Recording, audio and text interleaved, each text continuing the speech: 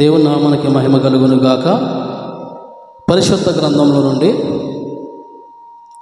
కీర్తనల పుస్తకము 143వ కీర్తన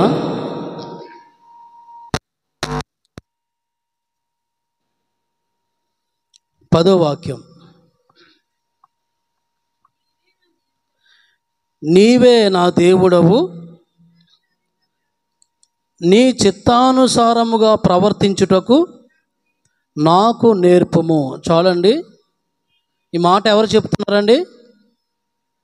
దావీదు గారు చెప్తున్న మాట ఏమిటంటే, నాకు ఏ దేవుడు లేడు, నీవే నా దేవుడవు, నీవే నా ఆశ్రయము, నీవే నా బలమైన కోట, నీవే నాకు ఆధారం అన్న మాటలు బైబిల్లో చాలా కనపడతాయి. దావీదు గారు చాలాసార్లు అలా ప్రస్తావించినట్లు మన వాక్యంలో చూస్తున్నాం. నీవే అంటే అర్థం ఏంటంటే, నాకు ఇంకెవ్వరూ లేరు ఈ లోకంలో, నీవే నా దిక్కు, నీవే నా ఆధారం, నీవే నా రక్షకుడువు, నీవే నా బలమైన కోట, నీవే నాకు ఎత్తైన కోట అంటూ చాలా విషయాలు ప్రస్తావించాడు. అంటే ఇంకా దేనితో సంబంధం లేదు ఆయనకి, ఒక్క దేవుడితోనే సంబంధం ఉంది. అందుకనే నీవే నా దేవుడు అన్నాడు. ఇంకెవరు లేరు ఆయనకి. నీ చిత్తానుసారంగా ప్రవర్తించుటకు నాకు నేర్పుము అన్నాడు. శిష్యులు ఏమి నేర్పమన్నారు దేవుణ్ణి, యేసుక్రీస్తు వారిని? శిష్యులు ఏమడిగారంటే, పరలోక ప్రార్థన నేర్పు ప్రభు అన్నారు శిష్యులు. ఇక్కడ దావీదు గారు నీవే నా దేవుడవు, నీ చిత్తానుసారంగా ప్రవర్తించుటకు నాకు నేర్పు. అసలు అలాంటి ప్రార్థనలు మనం ఎప్పుడైనా చేస్తామా చెప్పండి? ఈ లోకంలో చాలా విషయాలు నేర్చుకుంటాం మనం. ఈ లోకంలో జ్ఞానం ఉంది, లోక సంబంధమైన జ్ఞానం. ఈ లోక సంబంధమైన జ్ఞానాన్ని చాలా నేర్చుకుంటాం మనం. కానీ దైవ సంబంధమైన జ్ఞానాన్ని నేర్చుకునే మనుషులు లోకంలో కనపడుతున్నారా? ఆత్మ సంబంధమైన జ్ఞానాన్ని నేర్చుకునే మనుషులు లోకంలో ఎక్కడైనా మీకు కనపడతారా? ఆలోచించండి. నీవే నా దేవుడవు, నీ చిత్తానుసారంగా ప్రవర్తించుటకు నాకు నేర్పు అన్నాడు. మీకు ఎవరు దేవుడు? మీకు దేవుడు ఎవరు చెప్పండి? మీరు ఎవరిని ఆరాధిస్తున్నారు? నువ్వు దేన్ని ఎక్కువగా ఇష్టపడితే అదే నీకు దేవుడు. అర్థమైందని విషయం మీకు? ఈ లోకంలో మీరు దేవుణ్ణి పక్కన పెట్టి దేన్నైతే ఎక్కువ ఇష్టపడుతున్నారో అదే మీకు దేవుడు.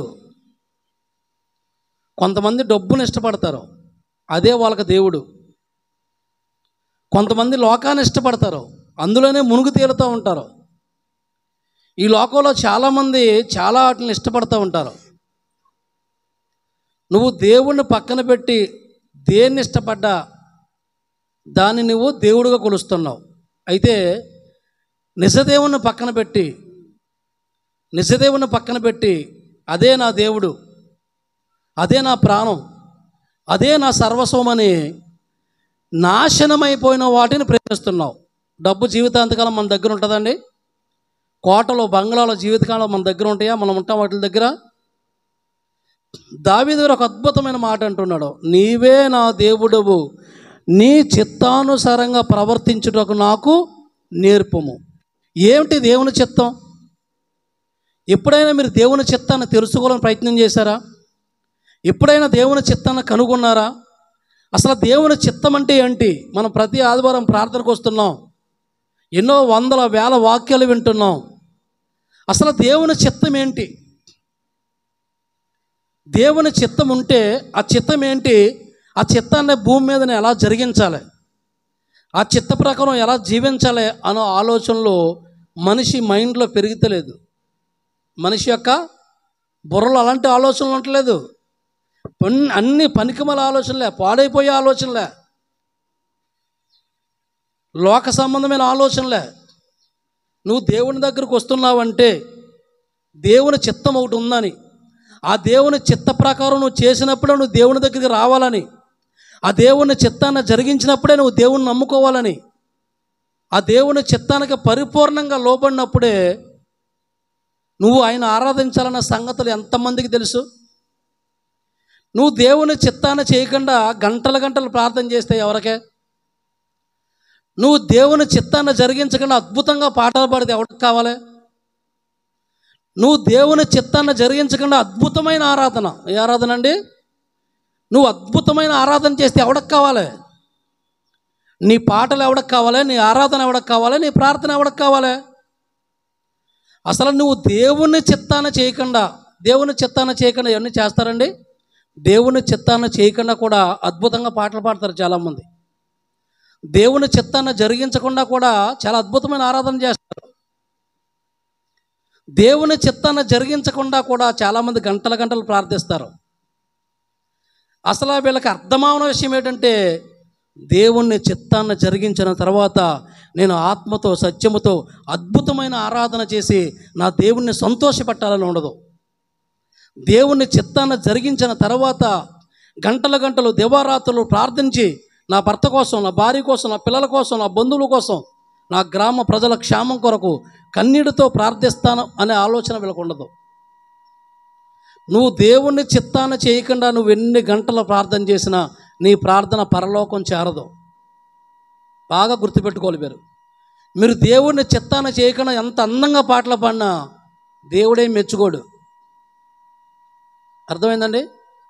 ఇవన్నీ నా అనుభవాలు. ఇవన్నీ నేను అనుకుంటాను, ప్రభువా నేను వాక్యం చెప్తున్నాను కదా, వాక్యం కూడా చాలామంది పీటర్ గారు వాక్యం బాగా చెప్తాడు అని చాలామంది అంటారు.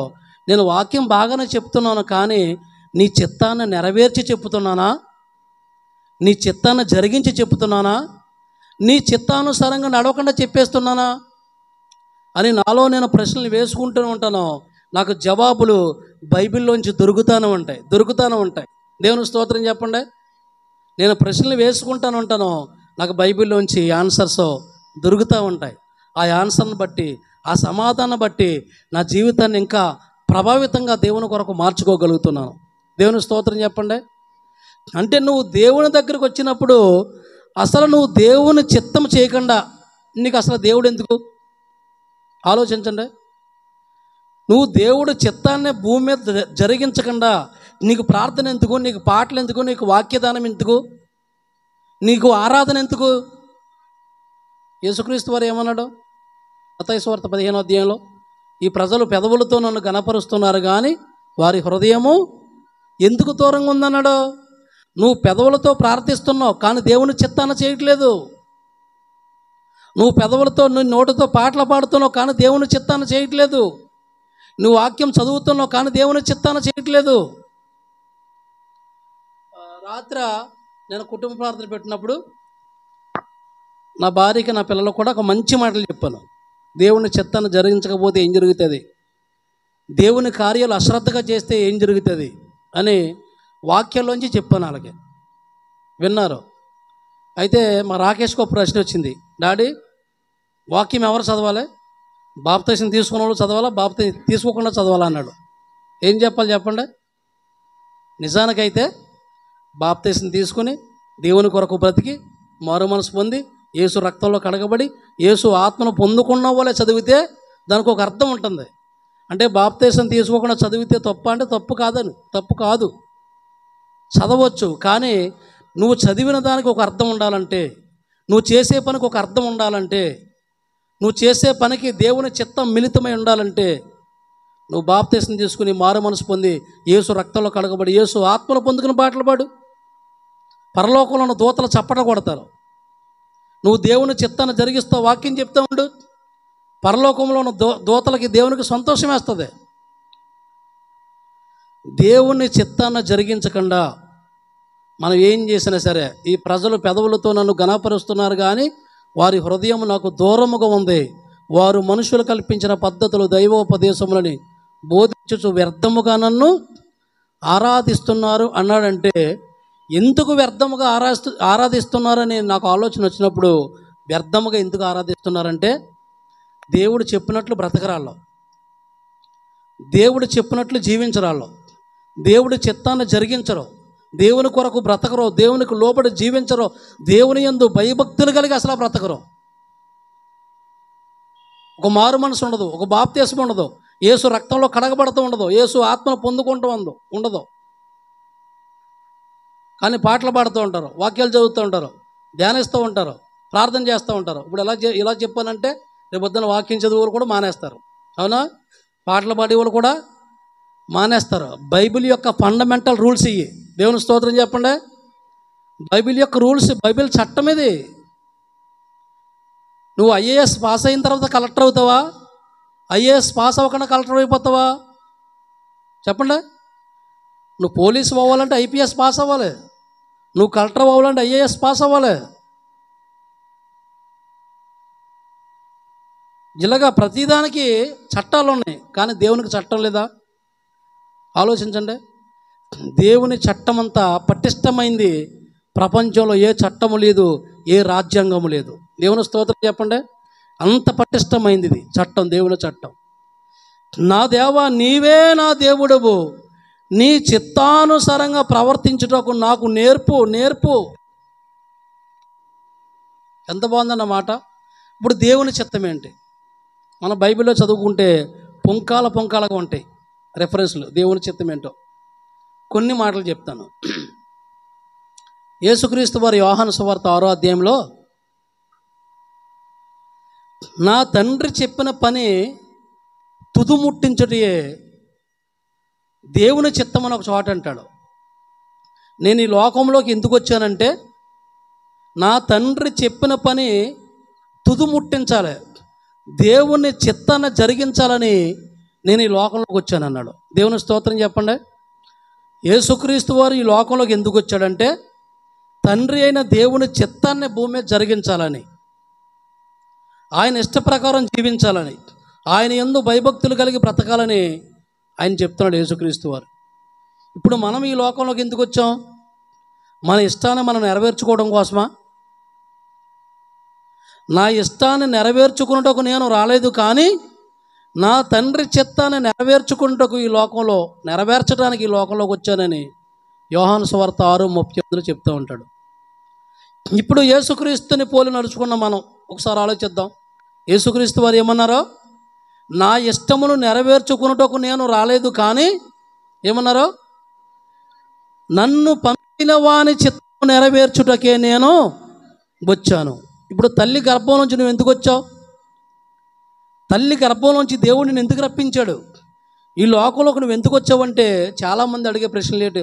చాలామంది అడిగితే వారు చెప్పే సమాధానాలు, నా ఇష్టం బాబు, మందు తాగుతున్నావు, తాగకూడదంటే నా ఇష్టం, స్మోకింగ్ చేయకూడదనైనా ఆరోగ్యం పాడైపోద్దంటే నా ఇష్టం, సినిమాలు చూడకూడదమ్మంటే నా ఇష్టం, సీరియల్ చూడకూడదమ్మంటే నా ఇష్టం, పనికిమాల చాటింగ్లు సెల్ ఫోన్లో చేయకూడదమ్మంటే నా ఇష్టం, నీ పొరుగువారి భార్యను ఆశింపకూడదంటే నా ఇష్టం, నీ పొరుగువాని భర్తను ఆశింపకూడదంటే నా ఇష్టం. భర్త భార్యలతో మాట్లాడే మాటలు చదివి, బైబిల్లో చదివి కాదు, నేను అక్కడ చదివి పేపర్లో చదివి మీకు చెప్తున్న మాటలు. వాడు ఎవరితో మాట్లాడుతున్నావు, ఏంటి నీకు సంబంధం అంటే భార్య ఏమంటుంది, నా ఇష్టం. భర్తను కూడా అడుగుతుంది, ఎవరితో అండి మీరు ఫోన్లో మాట్లాడుతున్నారు, చాటింగ్లు చేస్తున్నారంటే నా ఇష్టం. సర్వనాశనం అయిపోతాయి వీళ్ళ బతుకులు, వీళ్ళ కుటుంబాలు కూడా. నా మాట కదా, అది బైబిల్ మాట. తన ప్రవర్తన విషయంలో అజాగ్రత్తగా ఉండేవాడు చచ్చునన్నది బైబిల్లో. తన ప్రవర్తన కనిపెట్టుకునేవాడు తన ప్రాణంను కాపాడుకుంటాడని ఉంది. నా ఇష్టం, నీ ఇష్టం నెరవేర్చడానికే భూమి మీదకి వచ్చావా? నీ ఇష్టం నెరవేర్చడానికే తల్లి గర్భం నుంచి దేవుడు భూమి మీదకి తీసుకొచ్చాడు నిన్ను. నీ ఇష్టం నెరవేర్చుకుంటావా అని తీసుకొస్తే ఆయన అసలు తీసుకురాడు. తల్లి గర్భంలో నిన్ను ఏం చేస్తాడో, పీకునకు చంపేస్తాడు. తెలుసా మీకు? ఆయన చిత్తాన్ని నెరవేర్చాలని, భూమి మీద ఆయన ఇష్టాన్ని నెరవేర్చాలని తల్లి గర్భంలో నవమాసాలు నిన్ను కాపాడి నీకు రూపాన్ని ఏర్పరిచి నిన్ను ఈ భూమి మీద తీసుకొస్తే నా ఇష్టం అని బుద్ధి తగ్గ ఆలోచించు. తల్లిదండ్రులు చెప్తారు, ఒరే అలా బ్రతకూడదంటే పిల్లలు ఏమంటారో, మా ఇష్టం. ఒకవేళ పిల్లలే మారితే తల్లిదండ్రులని గద్దిస్తూ ఉంటారు, అమ్మ అలా మాట్లాడకూడదు, అలా చూడకూడదు, అలా చేయకూడదు అని నా ఇష్టం. ఈ ఈ సంభాషణ ఎక్కువ వారి మధ్యలో వస్తుంది చెప్పండి? భార్య భర్తల మధ్యలో వస్తుంది. అవునా కదా చెప్పండి? భార్య భర్తల మధ్యలోనే. భార్య చేసే పనులు భర్తకు నచ్చో, భర్త చేసే పనులు భార్యకి నచ్చో. భర్తతో అంటది నా ఇష్టం. ఇప్పుడు సుప్రీంకోర్టు, హైకోర్టులు కూడా నీ భార్యకి ఏది ఇష్టమైతే అదే చేస్తుంది. నీకు ఇష్టమైతే కాపురం చేయి బాబు నాయనా, లేకపోతే చెక్కి అని చెప్తుంది కోర్టు కూడా, చట్టాలు కూడా. అమ్మ మీ భర్త ఎవరితో తిరుగుతున్నాడా, అతనికి ఇష్టమేనా? అతనికి ఇష్టమైతే తిరగని తిరగని తిరగని వాడి ఇష్టం, వాడిని ఏమంటాకి వీలేదు. నువ్వు తిరిగి తిరిగి ఆవిడతో వెళ్ళిపోని. ఒకవేళ నీకు నచ్చిన నువ్వు చూసుకో. బాగుందా తీర్పు? అబద్ధాలు కదండి, నిజాలు చదువుతున్నాను. చదివి నా గుండెల్లో వేదన, మంట. వాక్యం ధ్యానిస్తుండగా నా గుండెల్లో మంట పుడుతుంది. లోకంలో ఉన్న విషయాలు ధ్యానిస్తుండగా నా గుండెల్లో మంట పుడుతుంది. మంట ఏంటి? న్యాయస్థానాలు ఏంటి? తీర్పులేంటి? కోర్టులేంటి? చట్టాలేంటి? భర్తకి ఇష్టమైన పని చేసుకోవచ్చా? ఇష్టమైన వాడితో తిరగవచ్చా? భార్య కూడా ఇష్టమైన పని చేసుకోవచ్చా? ఇష్టమైన వాడితో తిరగవచ్చా? ఇవేనా తీర్పులు? ఇవేనా చట్టాలు? ఈ చట్టాలలోంచి తప్పించుకోగలరేమో కానీ దేవుని చట్టం ఒకటి ఉంది. దేవుని స్తోత్రం చెప్పండి. ఆ దేవుని చట్టంలో ఎవ్వడ తప్పించుకోలేడు. నా ఇష్టం అన్నాడంటే ధవల సింహాసనం దగ్గర దేవుడు అడుగుతాడు తీర్పు రోజున, అమ్మాయి ఏంటి నువ్వు అలాగే ఎందుకు జీవించని అడిగితే, నా ఇష్టం అన్నావు అనుకో, ఆ సింహాసనం నుంచి ఏమొస్తాయనుందే, ఆయన కూర్చున్న ధవల సింహాసనంలోంచి మెరుపులు, ఉరుములు భయంకరంగా వస్తాయి. దేవుని స్తోత్రం చెప్పండి. నా ఇష్టం అన్నామంటే దవడ మీద కొట్టేస్తాడు దేవుడు. నీ ఇష్టం లేదు ఇంకా అక్కడ భూమి మీద, నీ ఇష్టమే. అక్కడికి వెళ్ళిన తర్వాత దేవుని దగ్గర కూడా నా ఇష్టం అంటే ఎలా కూరుతుంది? నీ ఇష్టం అంటే ఈ లోక చట్టాలు ఒప్పుకోండి ఏమో, నీ ఇష్టం అంటే బైబిల్ చట్టం ఒప్పుకోదు, తోలు తీసేస్తుంది. బైబిల్ చట్టం అయితే తన ప్రవర్తన విషయంలో అజాగ్రత్తగా ఉండేవాడు చచ్చును. నీ ఇష్టాన్ని నెరవేర్చుకోవడానికి భూమి మీదకి వచ్చావా? దేవుడు నిన్ను ఎందుకు తీసుకొచ్చాడు? దేవుడు ప్రణాళిక ఒకటి ఉంది, దేవుడు ఆలోచన ఒకటి ఉంది, దేవుని చిత్తం ఒకటి ఉంది. దేవుని ఆలోచనలో నువ్వు బ్రతకాలని, దేవుని ప్రణాళికల్లో బ్రతకాలని, నశించిపోతున్న అనేక ఆత్మల్ని నువ్వు రక్షించాలని, ప్రార్థన ద్వారా కన్నీటితో, విజ్ఞాపనాత్మతో, రోదనాత్మతో, గోజాడాత్మతో గుండెలు బద్దలయ్యేలాగా, ఇరిమియాలాగా గుండెలు బద్దలయ్యేలాగా నశించిపోతున్న ఆత్మల కొరకు ప్రార్థించి వారిని రక్షిస్తావని, వారిని దేవుని యొద్దకు నడిపిస్తావని తల్లి గర్భంలోంచి దేవుని నిన్ను బయటికి తీసుకొచ్చాడు. దేవుడు ప్లాన్ అది, ఆ దేవుని ప్రణాళిక అది.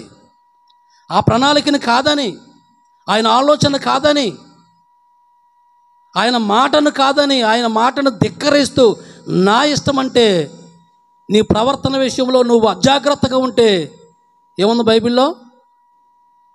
తన ప్రవర్తన విషయంలో అజాగ్రత్తగా ఉండివాడు చచ్చుననుంది. నీ ఇష్టం పనిచేయదు. దేవుని ఇష్టం ఏంటో తెలుసుకో, దేవుని చిత్తం ఏంటో తెలుసుకో, దేవుని ప్రణాళిక నీ మీద ఏమై ఉందో తెలుసుకో. అందుకనే దావీదు గారు, దేవా నా దేవుడవు నీవే, నీ చిత్తానుసారంగా ప్రవర్తించుటకు నాకు నేర్పుము అన్నాడు. దేవుని చిత్తానుసారంగా నడిచిన వ్యక్తే మధ్యలో తన ప్రవర్తన ఏమైంది? చేంజ్ అయింది. మధ్యలో తన ప్రవర్తన మారిపోయింది. భయంకరమైన సమస్యల్లో కొట్టుమిట్టాడాడు. ఈ బ్రతకడం కంటే చచ్చిపోతే బాగుండును అన్నట్టు బ్రతికాడు. చచ్చిపోతే బాగుండును అన్నట్టు బ్రతికాడు. కానీ దేవుడు దావీదుని చంపలేదు. కొన్ని దినాలు, కొన్ని రోజులు, కొన్ని సంవత్సరాలు చస్తూ బ్రతికేలా చేశాడు దావీదుని. తెలుసా మీకు? 6వ కీర్తనలో అదే అన్నాడు, ప్రతి రాత్రి నేను కన్నీళ్ళు విడుచుచున్నాను, నా కన్నీళ్ళ చేత నా పడక కొట్టుకుపోతుంది. ఎందుకు ప్రభా ప్రతి రాత్రి ఏడుస్తున్నాను, ప్రతి రాత్రి కన్నీళ్ళు విడుస్తున్నాను, సమాధానం లేదు, నా జీవితంలో శాంతి లేదు, నాకు నెమ్మది లేదు, నాకు ఆరోగ్యం లేదు, నా ఎముకల్లో స్వస్థత లేదు, నా ఆరోగ్యం క్షీణించిపోతుంది, ప్రతి రాత్రి కన్నీళ్ళు విడుస్తున్నాను, నా కన్నీళ్ళ చేత నా పడక కొట్టుకుపోతుంది. ఇంకెత్తుకొచ్చిన బ్రతికిది. ఎందుకు ఆ మాట అన్నాడంటే తన ఇష్టానుసారంగా తను జీవించాడు. ఒకప్పుడు దేవుని ఇష్టాన్ని లెక్క చేయలేదు, తన చిత్తానుసారంగా తను జీవించాడు. చస్తూ బ్రతకవలసి వచ్చింది కొన్ని సంవత్సరాలు. తెలుసండి మీకు, నెల కాదు, రోజులు కాదు, సంవత్సరాల పోటే. ఎందుకు వచ్చిన బ్రతుకు అనుకున్నాడు. ఆ బ్రతుకులో ఇంకా నాకు దేవుడే దిక్కు అనుకున్నాడు. అప్పుడు అంటాడు, నా ప్రవర్తన నీ యందు స్థిరపడి ఉంటే ఎంత మేలు ప్రభు అన్నాడు. దేవుని స్తోత్రం చెప్పండి. ఆహా, నా ప్రవర్తన నీలో స్థిరపడి ఉంటే ఎంత మేలు, ఎంత ధన్యత. ఎందుకన్నాడంటే తన ప్రవర్తన దేవుళ్ళ స్థిరపడలేదు, తన ప్రవర్తన మారిపోయింది, తన ప్రవర్తనలో మార్పు వచ్చింది. అందుకనే చాలా శోకం అనుభవించాడు, చాలా బాధలు అనుభవించాడు. ఈరోజు ఆలోచించండి, దావీదు తన ఇష్టాన్ని తను చేసుకుపోయాడు, దేవుని చిత్తాన్ని పక్కనెట్టాడు, దేవుని ఇష్టాన్ని పక్కన పెట్టాడు, భయంకరమైన సమస్యల్లో మునిగిపోయాడు. ఆయన ప్రతి రాత్రి కన్నీళ్ళు విడుస్తున్నాడంట. ఒక్కరోజు కూడా కన్నీళ్ళు రాకుండా దావీదు గారికి లేవా అని నేను ఆలోచించాను. మనకు ప్రతిరోజు కన్నీరు వస్తాయండి? ప్రతిరోజు వస్తాయా? 7 రోజులు కన్నీరు ఖర్చేస్తామా? చెప్పండి. మనకి బాధలు ఎప్పుడైతే ఎక్కువ వస్తాయో, చెప్పండి, కష్టాలు ఎప్పుడైతే ఎక్కువ వస్తాయో, సమస్యలు ఎప్పుడైతే ఎక్కువైపోతాయో, అనారోగ్య పరిస్థితులు ఎప్పుడైతే ఎక్కువైపోతాయో, కన్నీరు మున్నీరు అయ్యి బాబు మామూలు కాదు. ఇంకా అర్థమైందండి? అలాగైనా సరే మనం ప్రతిరోజు కన్నీరు కార్చం. వారానికి ఒకసారి 2 సార్లు బాధలు వచ్చినప్పుడే. అయితే దావీదు గారు ప్రతి రాత్రి కన్నీళ్ళు విడిచాడంటే 365 రోజులు బాధలే ఉన్నాయి ఆయనకి. బాధలు లేకుండా కన్నీరు ఎవరికైనా వస్తుందా? మీకు ఎవరికైనా వస్తుందా? ప్రతి రాత్రి కన్నీరు అంటే ఆయనకి 365 రోజులు కన్నీరే. ఎందుకంటే దేవుళ్ళలో తన ప్రవర్తన స్థిరపరచుకోలేకపోయాడు. తన ప్రవర్తనలో మార్పు వచ్చింది, తర్వాత బుద్ధి వచ్చింది. 51వ కీర్తన రాశాడు, ఆయన పాదాలు పట్టుకుని బతిమాలాడు, ఇక నా ప్రవర్తన స్థిరపరచుకుంటాను, నా ప్రవర్తనలో మార్పు ఉన్నది, ఇంకా నేను చచ్చిపోయేదాకా నీ కొరకు బ్రతుకుతానని ఒక తీర్మానం చేసుకున్నాడు. అందుకనే చనిపోయేదాకా దావీదు పర్ఫెక్ట్గా జీవించాడు. ఒకే విషయంలో తప్పు చేశాడు, తన ప్రవర్తన మార్చుకున్నాడు. దేవుని చిత్తాన చెయ్యకపోతే, చెప్తున్నాను బాగా వినండి, దావీదు గారికి వచ్చిన శ్రమే నీకు వస్తుంది, దావీదు గారికి వచ్చిన శోకమే నీకు వస్తుంది, దావీదు గారికి వచ్చిన కష్టాలే నీకు వస్తాయి. అయితే శ్రమల్లో, శోకాల్లో, కష్టాల్లో ప్రార్థనా వీరుడు కాబట్టి, ఆయన దేవుని స్తోత్రం చెప్పండి, ప్రార్థనా పరుడు కాబట్టి అందులోంచి బయటకు వచ్చాడు. దేవుని స్తోత్రం చెప్పండి. మరి మీరు రాగలరా? మీరు రాగలరా? దేవుని చిత్తం అసలు ఏంటి? 1 దశలోనికి పత్రిక 4వ అధ్యాయంలో జారత్వమునకు దూరముగా ఉండుట దేవుని చిత్తమని ఉంది. ఇంకా క్రింద నుంచి చదువుకుంటే, మీలో దేవుని ఎరుగుని అన్యజనుల వలె కామాభిలాషల యందు కాక పరిశుద్ధత యందు ఘనత యందు తమ తమ ఘట్టమును ఎట్లు కాపాడుకోవాలనో అది ఎరుగు ఎన్నుటే దేవుని చిత్తమని ఉంది. జారత్వంకి దూరంగా పారిపోవాలి, అది దేవుని చిత్తం. పరిశుద్ధంగా బ్రతకడం దేవుని చిత్తం. పరిశుద్ధమైన ఆలోచన కలిగి జీవించడం దేవుని చిత్తం. దేవుని కొరకు బ్రతకడం దేవుని చిత్తం. దేవుని మాటకు లోపడటం దేవుని చిత్తం. దేవుని యందు భయభక్తులు కలిగి జీవించడం దేవుని చిత్తం. ప్రార్థన చేయడం దేవుని చిత్తం. పాటలు పాడటం దేవుని చిత్తం. వాక్య ధ్యానం దేవుని చిత్తం. అన్నీ దేవుని చిత్తంలో జరగాలి. అందుకనే లోకము దాని ఆశలు గతించిపోతాయి, కానీ దేవుని చిత్తమును నెరవేర్చువాడు, చెప్పండి, నిరంతరము నిలుస్తాడు. ఎక్కడంటే దేవునితో, పరలోకంలో శాశ్వత కాలం ఉంటాడు. అంటే లోకంలో ఉన్న వాటిని మనం ఇష్టపడతా ఉంటాం, లోకంలో ఉన్న వాటిని ఆశపడతా ఉంటాం. బైబిల్ ఏమంటుంది? లోకమునైనను లోకములో ఉన్న వాటినైనను ప్రేమించకండి. లోకములో ఉన్నదంతా శరీరాశ, నేత్రాశ, జీవపుటమ్మం. అవి తండ్రి వలన పుట్టినవి కావు, అవి లోక సంబంధమైనవి. లోకము దాన్ని ఏర్పరచుకుంది, లోకము దాని ఆశలు గతించిపోతాయి, కానీ తండ్రి చిత్తమును జరిగించేవాడు నిరంతరము నిలుస్తాడండి. దేవుని స్తోత్రం చెప్పండి. నిరంతరము నిలుస్తాడని ఎందుకని తెలుసా? బాగా వినాలి ఈ మాట. నిరంతరము నిలిచిన ఎందుకుందంటే వాడు అసలు పడిపోడు అనమాట. దేవుని స్తోత్రం చెప్పండి. వాడు పడిపోడు. ఒకవేళ నువ్వు పడిపోతున్నావంటే, జారిపోతున్నావంటే లోకంలోకి జారిపోతున్నావంటే, పడిపోతున్నావంటే దేవుని చిత్తాన్ని జరిగించట్లేదు నువ్వు అంతే. నీ ఇష్టాన్ని జరిగించుకుంటూ పడిపోతున్నావు, నీ చిత్తాన్ని జరిగించుకుంటూ పడిపోతున్నావు, జారిపోతున్నావు. దేవుని చిత్తము నెరవేర్చువాడు నిరంతరము నిలుస్తాడు. యెహోవా యందు నమ్మిక ఉంచువారు కదలక నిత్యము నిలుచు సియోను కొండ వలె ఉంటారు. కొండ ఎప్పుడైనా పడిపోయిందా? ఆలోచించండి. అందుకనే యెహోవా యందు నమ్మిక ఉంచువాడు కదలక నిత్యము స్టాండర్డ్, దాన్ని ఎవడో కదల్చలేడు. కాబట్టి దేవుని చిత్తాన్ని జరిగించేవాడు నిరంతరం నిలబడతాడు. ఎక్కడ పడిపోవడం, ఎక్కడ ఓడిపోవడం, ఓడిపోయిన జీవితం కలిగి ఉండడం. నువ్వు పడిపోతున్నావంటే, నువ్వు జారిపోతున్నావంటే దేవుని చిత్తాన్నే జరిగించట్లేదనే.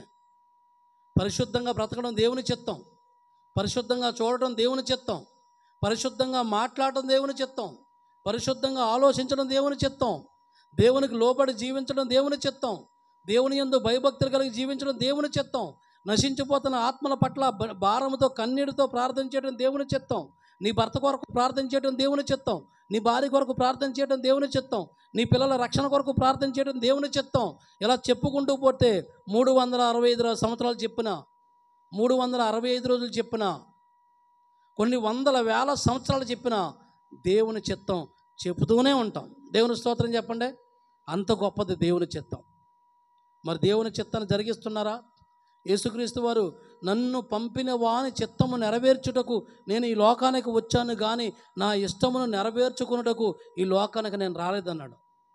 మరి యేసుక్రీస్తుని నమ్ముకున్న నీవు, యేసుక్రీస్తుని ఆధారంగా తీసుకున్న నీవు, యేసుక్రీస్తు అడుగు జాడలో నడుస్తున్నానని చెబుతున్న నీవు దేవుని చిత్తాన్ని నెరవేరుస్తున్నావా? దేవుని ఇష్టాన్ని భూమి మీద జరిగిస్తున్నావా? నీ చిత్తాన్ని నెరవేరుస్తున్నావా? ఆఖరిగా ముగింపులోకి వచ్చేస్తున్నాం. ఇది బాగా వినాలి మీరు. ఇది ప్రపంచంలో ప్రజలందరికీ ఉపయోగపడుతుంది. ఇప్పుడు చెప్పినవి ఉపయోగపడవంటే ఇవి ఉపయోగపడతాయి. ఇవి ఆత్మీయంగా బలపడినోళ్ళకి ఉపయోగపడతాయి. ఇప్పుడు చెప్పే విషయం ప్రపంచంలో మనిషి అన్న అందరికీ ఉపయోగపడే విషయం. ఎందుకంటే ప్రపంచాన్ని నేను చూశాను, ప్రపంచంలో ప్రజలందరూ నేను చూశాను. ప్రపంచంలో ప్రతి ఒక్కరి హృదయం ఎలాగుందో ఆత్మ జ్ఞానం ద్వారా నేను వారి హృదయాల్లోకి వెళ్ళి చూసి వచ్చాను. అయితే ఇప్పుడు చెప్తాను వినండి. ఒక 5 నిమిషాల్లో ముగించేస్తాను, మనకు ఆరాధన ఉంది కాబట్టి చాలా శ్రద్ధగా వినాలి. ముగింపు మాటలో ఏ మాటలో చెప్పాలి? ముగింపు మాటలో బిగింపు మాటలన్నాడు దైవజనుడు. నాకు నవ్వు వచ్చింది. ఎందుకంటే ముగింపు మాటలో బిగింపు మాటలైతే మొదటి మాటల చెత్త మాటలా, మొదటి చెప్పిన మాటలు లూజు మాటలా? దేవుని మాటలో ప్రారంభం నుంచి ముగింపు వరకు అన్నీ బిగింపు మాటలే. దేవుని స్తోత్రం చెప్పండి. ఎక్కడ లూజు మాటలు ఉండవు. అయితే ఇప్పుడు లాస్ట్గా మీకు చెప్పేది మీరు బాగా మీ గుండెల్లో దాచుకోండి, భద్రపరచుకోండి. మీ జీవితాలు అద్భుతంగా ఉంటాయి. లేకపోతే వచ్చి నన్ను అడగండి, నేను దేవుణ్ణి అడుగుతాను. దేవుని స్తోత్రం చెప్పండి. ప్రభు నువ్వు చెప్పనాడు చెప్పాను, వాళ్ళు నా దగ్గరకు వచ్చారు, వాళ్ళ జీవితాలు బాగాలేవంట అని దేవుణ్ణి అడుగుతాను. దేవుడు నాతో మాట్లాడతాడు. దేవుడు మాట్లాడతా చెప్పండి. దేవుడు మాట్లాడతాడండి, మాట్లాడతాడు. ప్రతిరోజు నాతో మాట్లాడతాడు. దేవుడు వాక్యం ద్వారా మాట్లాడతాడు, నా ఆలోచనల ద్వారా నాతో మాట్లాడతాడు, నా తలంపుల ద్వారా నాతో మాట్లాడతాడు, నా నడక ద్వారా నాతో మాట్లాడతాడు, నా పడక ద్వారా దేవుడు నాతో మాట్లాడతాడు. ప్రతి విషయం దేవుడు మాట్లాడతాడు. దేవుణ్ణి హత్తుకుని, దేవుని గుండెల్లో పెట్టుకుని, వాక్యాన్ని గుండెల్లో పెట్టుకుని, వాక్యానుసారంగా నడుచుకుని, దేవుని యందు బహు భయము భక్తి కలిగి వారి జీవితాన్ని కొనసాగిస్తున్న వారితో దేవుడు ఇలాగ అన్ని రీతిలుగా మాట్లాడతాడు. అలా మాట్లాడినప్పుడే ఆ వ్యక్తి శుద్ధ సువర్ణంగా, పరిశుద్ధంగా, ఆత్మపూర్ణుడిగా జీవించగలడు. ఆత్మలో రోషము కలిగి జీవించగలడు, పరిపూర్ణంగా జీవించగలడు. పరలోకమందున్న తండ్రి పరిపూర్ణంగా ఎలా జీవించాడో యాజ్ ఇట్ ఈజ్ అలా పరిపూర్ణంగా జీవించగలడు. ఈ లక్షణాలు, ఈ అనుభవాలు ఎవరికైతే ఉంటాయో వాళ్ళు జీవిస్తారు. వాళ్ళతో దేవుడు నిత్యం మాట్లాడతాడు. నాతో నిత్యం దేవుడు మాట్లాడతాడు. నా చూపుల ద్వారా మాట్లాడతాడు, నా ఆలోచనల ద్వారా మాట్లాడతాడు. అలా చెప్పుకుంటూ పోతే నా జీవితం అంతా దేవుడు మాట్లాడుతూనే ఉంటాడు. ఇప్పుడు దేవుని చిత్తం జరిగిస్తే ఏమవుద్ది, జరిగించకపోతే ఏమవుద్దో ఒక 5 నిమిషాలు జాగ్రత్తగానండి. దేవుని చిత్తాన్నే, దేవుని ఇష్టాన్నే చెయ్యకుండా మనం ఎన్ని ప్రార్థనలు చేసినా, ఎలా వాక్యాలు చదివినా, ఎలా పాటలు పాడినా మన జీవితాలలో ప్రతిరోజు దుఃఖం తప్ప, కన్నీరు తప్ప, వేదన తప్ప, శోకము తప్ప ఎప్పుడు చిరునవ్వు నీ ముఖంలో కనపడదు, ఎప్పుడు ఆనందం నీ ముఖంలో కనపడదు, ఎప్పుడు గుండె లోతుల్లో దేవుణ్ణి సంతోషించే పరిస్థితి నీలో ఎంత మాత్రం ఉండదు. ఎప్పుడు నీరసంగా వస్తావు, నీరసంగా పోతావు. రాండి బాగా, ఎలా వస్తారో నీరసంగా వస్తారో, నీరసంగా పోతారో. ఎందుకు? నీ ఇష్టాన్ని నువ్వు నెరవేర్చుకుంటున్నావు, నీ చిత్తాన్ని నెరవేర్చుకుంటున్నావు. అందుకని నీకు సంతోషం లేదు, నీ జీవితంలో ఆనందం లేదు. ఈరోజు ప్రపంచ ప్రజలను మనం గమనించినట్లయితే ఎవరి జీవితంలో కూడా సంతోషం లేదు. ఒక కోటీశ్వరుని అడగండి మీరు, సంతోషం లేదు. లక్షల కోట్ల అధిపతిని అడగండి, సంతోషం లేదు. ఒక అధికారిని అడగండి, సంతోషం లేదు. ఒక ఉన్నతమైన హోదాలో ఉన్న ఒక ఉద్యోగిని అడగండి, సంతోషం లేదు. ఒక సాఫ్ట్వేర్ కంపెనీలో పనిచేస్తూ నెలకు 10 లక్షలు సంపాదిస్తున్న ఒక వ్యక్తి జీవితాన్ని అడగండి మీరు, అయ్యా మీకు సంతోషం ఉందంటే సంతోషం లేదు. నెలకు 10 లక్షలు వస్తున్నాయి, 10 లక్షలు వచ్చినా నా జీవితానికి సంతోషం లేదు, 10 లక్షలు వచ్చినా నా శరీరానికి ఆరోగ్యం లేదు, 10 లక్షలు వచ్చినా నా హృదయానికి సంతోషం లేదని చెప్తాడు. కారణం, కష్టపడి 10 లక్షలు తెచ్చుకుంటున్నాడు కానీ దేవుని చిత్తాన్ని జరిగించట్లేదు, దేవుని ఇష్టాన్ని జరిగించట్లేదు. బాగా వినండి, నేను దేవుని చిత్తాన్ని జరిగిస్తాను, నేను దేవుని చిత్తాన్ని జరిగిస్తాను.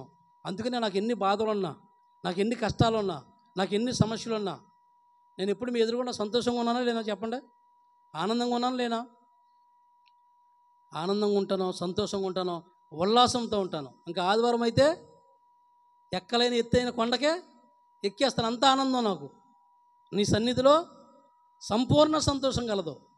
వారానికి 7 రోజులైతే 6 రోజులు సంతోషంగా ఉంటాను నేను, 7వ రోజు సంపూర్ణ సంతోషంగా ఉంటాను. దేవుని స్తోత్రం చెప్పండి. అది బ్రతుకంటే. నీకు ఎంత డబ్బు ఉంటే సుఖమేంటి? నీకు ఎంత ఉద్యోగం ఉంటే సుఖమేంటి? నీకు ఎంత హోదా ఉంటే సుఖమేంటి? నువ్వు ఎంత అధిపతి అయితే సుఖమేంటి? నీ జీవితానికి నెమ్మది లేనప్పుడు, నీ జీవితానికి ఆనందం లేనప్పుడు, నీ జీవితానికి సంతోషం లేనప్పుడు, నీకు ఆరోగ్యం లేనప్పుడు ఎందుకు లక్షల కోట్ల రూపాయలు? కారణం ఏంటంటే దేవుని చిత్తాన్ని జరిగించిన ప్రతి ఒక్కళ్ళ జీవితంలో వారు చనిపోయేదాకా వారు బాధలతోనే, దుఃఖాలతోనే, కన్నీటితోనే, సమస్యలతోనే ఉంటారు. చనిపోయిన తర్వాత ఏమన్నా పరలోకం వెళ్తారంటే నిత్య నరకానికి పోతారు. అర్థమైంది మీకు? నిత్య నరకానికే పోతారు. ఇక్కడ సంతోషం లేదు, అక్కడ సంతోషం లేదు. కారణం, దేవుని చిత్తాన్ని జరిగించగా. దేవుని చిత్తం అంటే ఏంటి ఏందో చెప్పాను మీకు, మరలా ఒక్కసారి రిపీట్ చేస్తాను. జాగ్రత్తం, మనకు దూరంగా పారిపోవడం దేవుని చిత్తం, పరిశుద్ధంగా బ్రతకడం దేవుని చిత్తం, దేవునికి లోబడి జీవించడం దేవుని చిత్తం, దేవుని మాటకు కట్టుబడి జీవించడం దేవుని చిత్తం, దేవుని యందు భయభక్తులు కలిగి జీవించడం దేవుని చిత్తం, దివారాత్రులు ధర్మశాస్త్రాన్ని ధ్యానించడం దేవుని చిత్తం, ప్రతిరోజు ప్రార్థించడం దేవుని చిత్తం, ప్రతిరోజు దేవుడి వైపు, దేవుని కొరకు తృష్ణ కలిగి జీవించడం దేవుని చిత్తం, దేవుని చిత్తం, దేవుని ఇష్టం. ఇప్పుడు దేవుని చిత్తం చేయనుల గురించి చెప్పాను మీకు. దేవుని చిత్తం చేసిన గురించి మనం చూసినట్లయితే బైబిల్లో చాలామంది ఉన్నారు. యేసేపు గారు, ఉదాహరణకు ఒక మనిషి గురించి చెప్తాను. యేసేపు గారు దేవుని చిత్తాన్ని చేశాడు లేదా? దేవుని చిత్తాన్ని చేశాడు. బానిసగా వెళ్ళిన వ్యక్తి ఒక దేశానికి రాజు అయిపోయాడు. దేవుని స్తోత్రం చెప్పండి. రాజు కుమార్తెను చేసుకున్నాడు. ఇంకెంత ఆనందం ఆయనకి. రథం మీద ఊరేగుతున్నాడు, ఎంత ఆనందం ఆయనకి. అందుకనే దావీదు గారు దేవుని చిత్తాన్ని జరిగించినంతసేపు బాగున్నాడో, దేవుని చిత్తాన్ని జరిగించడం మానేశాడు, తన ప్రవర్తన మార్చుకున్నాడు, బాగా పాడైపోయాడు. దేవుడు ఒక దెబ్బ కొట్టాడు. దెబ్బ కొట్టిన తర్వాత అందులోంచి బయటికి రావడానికి కొన్ని సంవత్సరాలు పట్టింది. ఆ సంవత్సరాల తర్వాత మరలా దేవుని కొరకు బ్రతికాడు, దేవుని కొరకు జీవించాడు, దేవుని కొరకు చనిపోయాడు. ఆయన చెప్తున్న మాట ఏమిటంటే, ఆ మాట చూసి చూద్దాం, మనం ముగిద్దాం వాక్యం. చూడండి, 40వ కీర్తన 8వ వాక్యం చూడండి. 40వ కీర్తన 8వ వాక్యం. నా దేవా, నీ చిత్తము నెరవేర్చుట నాకు సంతోషము, నాకు సంతోషము. ఎంత అద్భుతంగా ఉందండి. నా దేవా, నీ చిత్తము నెరవేర్చుట నాకు సంతోషం. నీ చిత్తాన్ని నెరవేర్చకపోతే నా జీవితంలో సంతోషం లేదు. నీ ఇష్టాన్ని నెరవేర్చకపోతే నా జీవితంలో సంతోషం లేదు. ఎప్పుడైతే నీ చిత్తాన్ని నెరవేరుస్తున్నానో నేను హాయిగా బ్రతుకుతున్నాను, నేను సంతోషంగా బ్రతుకుతున్నాను, నేను ఆనందంగా బ్రతుకుతున్నాను అని దావీదు అక్కడ చెప్పడం మనం చూస్తున్నాం. ఈరోజు నిజంగా దేవుని చిత్తాన్ని నువ్వు నెరవేరిస్తే అసలు నీకున్న సంతోషం ప్రపంచంలో ఏ కోటేశ్వరుడు కూడా ఉండదు. దేవుని స్తోత్రం చెప్పండి. ఎంత అధికారికి కూడా ఉండదు, ఎంత గొప్ప హోదాలో ఉన్న వ్యక్తి కూడా ఉండదు. దేవుని చిత్తాన్ని మనం ఖచ్చితంగా జరిగించాలి. దేవుని చిత్తాన్ని జరిగించినప్పుడే మనం సంతోషంగా బ్రతకాలం, ఆనందంగా బ్రతకాలం. దేవుని చిత్తం మనం చేయకుండా మన ఇష్టానుసారంగా జీవిస్తే మన జీవితాలు నాశనం అయిపోతాయి, మన కుటుంబాలు నాశనం అయిపోతాయి, పతనం అయిపోతాయి. దేవుని చిత్తాన్ని జరిగించి చూడండి, చాలా అద్భుతంగా ఉంటుంది. అదే అంటాడు దావీదు, నా దేవా నీ చిత్తము నెరవేర్చుట నాకు సంతోషము. ఇప్పుడు ఈ వాక్యమైన మీరు మీ గుండెల్లో ఒక మాట భద్రపరచుకోండి. ఏ మాట అంటే ఈ మాట, 40వ కీర్తన 8వ వాక్యం, నా దేవా నీ చిత్తము నెరవేర్చుట నాకు సంతోషం. మనిషికి సంతోషం లేకుండా ఎన్ని ఉంటే సుఖమని చెప్పండి. మనిషి జీవితానికి తృప్తి లేకుండా, మనిషి జీవితానికి ఆనందం లేకుండా, మనిషి జీవితానికి సంతోషం లేకుండా అన్నీ సమృద్ధిగా ఉన్న తృప్తి ఏముంది చెప్పండి. కొంతమంది కుటుంబాలలో గొడవలు, భార్య భర్తల మధ్య గొడవలు, ఆలోచించండి, సంతోషం ఉంటుందా? తల్లిదండ్రుల పిల్లల మధ్యలో గొడవలు, సంతోషం ఉంటుందా? అన్నదమ్ముల మధ్యలో గొడవలు, సంతోషం ఉంటుందా? ఎక్కువగా భార్య భర్తల్లో గొడవలు వస్తూ ఉంటాయి. ఎందుకు భార్య భర్తల్లో గొడవలు ఎక్కువగా వస్తున్నాయి అంటే దేవుని చిత్తాన్ని జరిగించట్లేదు. సొలొమోను గారు ఒక మాట అంటాడు, జగడగుండిదానితో కాపురం చేయుట కంటే అరణ్య భూమిలో నివసించుట మేలు అన్నాడు. జగడగుండిదానితో కాపురం ఎవరు చేయమన్నాను నిన్ను? అప్పుడు అడిగాను సొలొమోన్ని. సొలొమోనుకి ఎంతమంది భార్యలు చెప్పండి?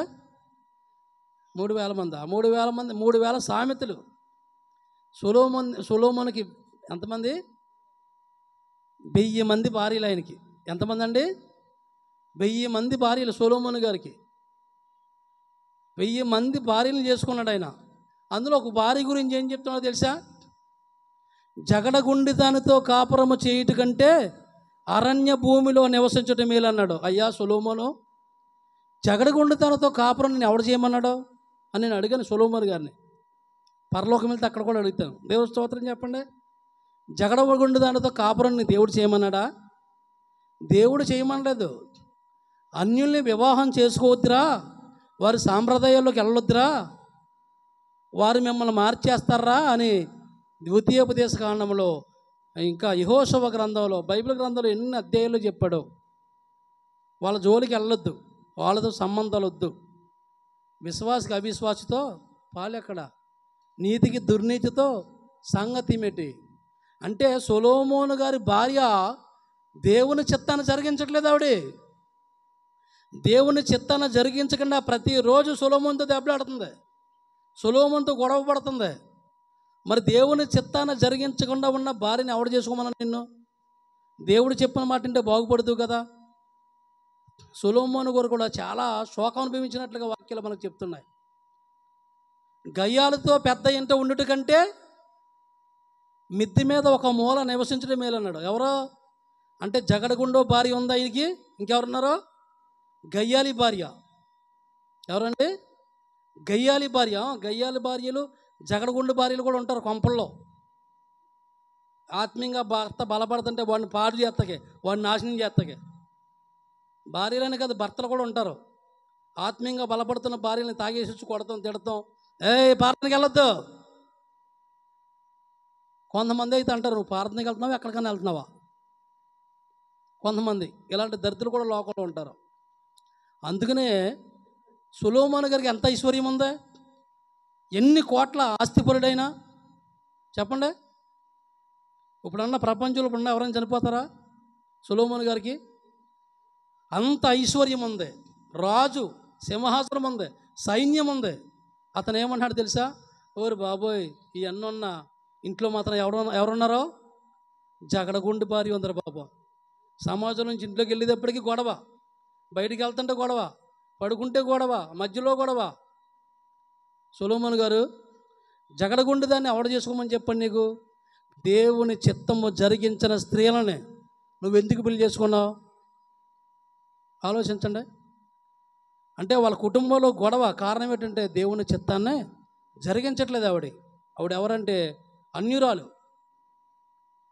అన్యురాలు సొలొమోన్ని వేధించి వేధించి శోధించి ఏం చేశారు తెలుసండి వాళ్ళు? సొలొమోను గారు ఎంత గొప్ప జ్ఞానవంతుడు. గూగుల్లో సెర్చ్ చేయండి మీరు. ప్రపంచంలో జ్ఞానం ఎవరంటే ఏం చెప్తుంది గూగుల్? చెప్పండి. ప్రపంచంలో జ్ఞానం ఎవరని గూగుల్ని అడిగితే, ప్రపంచంలో ఏ దేశంలో ఉన్నా, ఏ ప్రాంతంలో ఉన్నా, ఏ గ్రామంలో ఉన్నా, ఏ వ్యక్తి అయినా గూగుల్ని అడిగితే ఏమని చెప్తుందండి? సొలొమోను అని చెప్తుంది. ఇంటికి వెళ్ళిన తర్వాత కావాలంటే అడగండి. దేవుని స్తోత్రం చెప్పండి. గూగుల్ని మించిన బైబిల్ నా దగ్గర ఉంది. దేవుని స్తోత్రం చెప్పండి. గూగుల్లో చెప్పలేదు కొన్ని విషయాలు, బైబిలు అన్ని విషయాలు చెప్తుంది. దేవుని స్తోత్రం చెప్పండి. అందుకనే అంత జ్ఞానవంతుడు ఆఖరికి దేవుణ్ణి చిత్తాన్ని జరిగించడం మానేసి విగ్రహాల వైపు వెళ్ళిపోయి అన్య దేవతలకు నమస్కారాలు చేసినట్లు బైబిల్ ఉంది. గుండె తరుక్కుపోయింది నాకు మాట చదివి. గుండె చాలా బాధ అనిపించింది.